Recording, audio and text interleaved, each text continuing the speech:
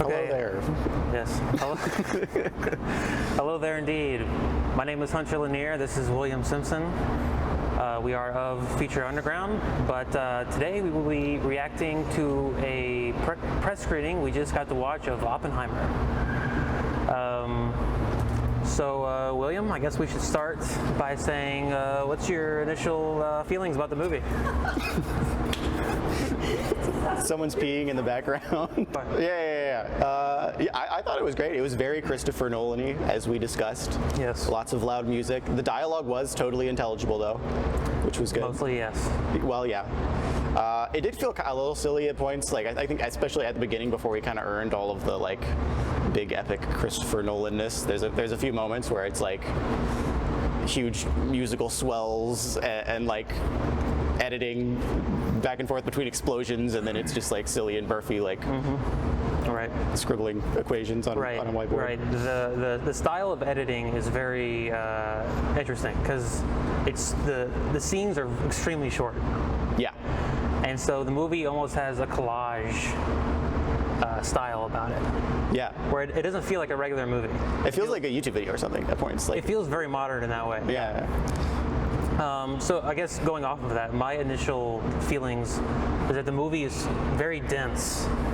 A lot is packed into it, for better and worse. I was saying earlier that it almost feels like two movies. There's the character study of a guy who is on this obsessive scientific pursuit. And there's that character study wrapped in with guilt and the gravity of the situation.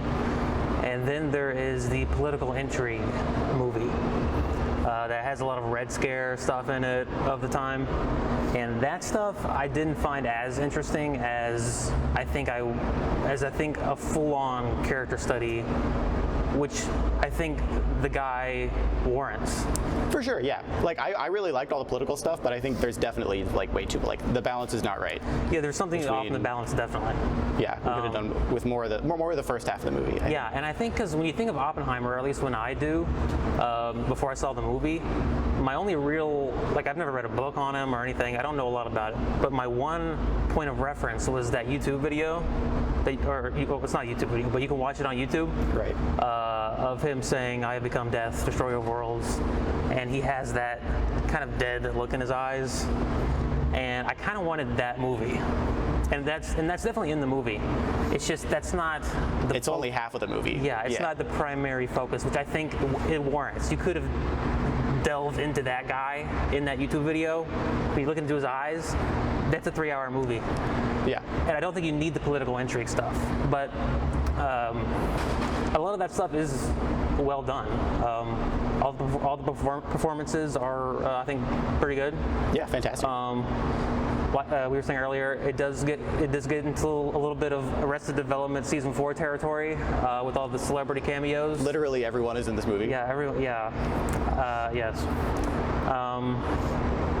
But yeah, I would say my general impressions are that I liked it. I still think Dunkirk is his best movie. Yeah, I think that's fair.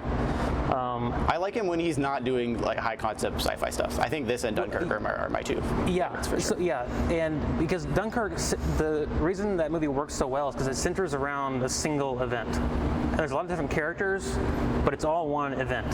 Yeah. Whereas this movie, there's a lot happening. Yeah, and it's just a much smaller movie than like Inception.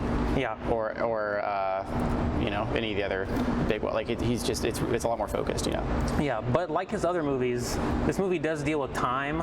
Time is a big factor. Both in terms of that it's out of sequence, like Dunkirk, which I didn't even, when first time I saw Dunkirk, I didn't even realize that. I had to watch it a second time. So it's out of sequence, and there is a feeling of, because you know it's going to happen, there is a feeling of dread that kind of helps the movie a lot. Yeah. Where you know where it's going. And it reminded me of, you ever heard that famous Alfred Hitchcock story where someone asked him to describe the difference between a suspense film and a horror film? Where he said that a horror film is a family eating dinner at a table and a bomb goes off and kills them. And a suspense film is a family eating dinner at a table and you see the bomb underneath the table before it goes off. Right. And in this movie, it's like a third thing where like you know the bomb is going to go off, and you're just kind of like waiting for the bomb to go off. Yeah. So I thought that was interesting. Yeah, I think that stuff's it's tastefully done. Like I think that kind of feels gimmicky in a lot of his other movies, the time stuff. Right. But or like Tenet is like the obvious example of that. But I didn't like Tenet. yeah, that's my one Christopher Nolan movie that I think is like actually not great. But also speaking of time, you know how Dunkirk, the soundtrack is it's like a ticking. Right. It's like tick tick tick. Yeah, they're like clock. That almost would have worked better here, I would think, because it's like a bomb about to go off. Yeah, they should have. Yeah. Let's see. Performances were all great. We agree on that. But let's talk about Cillian Murphy, because he's the main guy. The focus is a lot on him, obviously. I thought he was great. Yeah, he's fantastic. There's one scene near the end. Well, it's not even near. It's near the end of the first half of the movie, the first of the two movies, where he's like giving a speech to everybody at Los Alamos, and like the audio cuts out, and you can only hear him talking and like occasionally like a chair moving or something. I thought that was like really well done. Yeah, and there's the scene where he's in some kind of like high school gymnasium. Right. Yeah. And things get really kind of dark. That's the stuff I kind of wanted more of. Yeah. Where you feel the gravity and the guilt. What's there is really good though. Yeah, it is. And there's 90 minutes of that at least, I'm sure. Yeah, that's true. Yeah, I guess any other closing thoughts? I think we both really liked it. Yeah. Although not Nolan's best. I think it could have been better. I was pleasantly surprised though. I think it's an above average Christopher Nolan movie. I liked it a lot. And now it is 3 hours long. It's a commitment. I don't know about you, but I did start to feel it at a certain point. The pacing's a little wonky. Yeah, it doesn't get boring, but it's definitely, I think, nearing the end of the first half, like as you're starting to transition into that second like half political drama stuff, you start to feel it there, and then it's definitely jarring once you realize that there's a whole other movie. Yeah, sort of like after it makes that transition. That's what happens. Is the movie kind of crescendos at one point. Yeah. And then it just kind of keeps going. Yeah. There's even like a really awkward edit, like as it sort of switches into that second movie. It's like whenever he's talking to his wife. It's where it fades. Yeah, and they just like stop talking, and then it holds for like a beat too long, and then maybe that's a me thing. I don't know. Well, also it's the only fade in the whole movie, because the whole movie is just these very hard cuts. Yeah. And then there's that one. Yeah, I mean, you can tell why he's doing it because again, it's like there's sort of like two sections. It's like an epilogue begins. Yeah. Also, one little thing. So Robert Downey Jr. has a pretty big part in the movie. Yeah.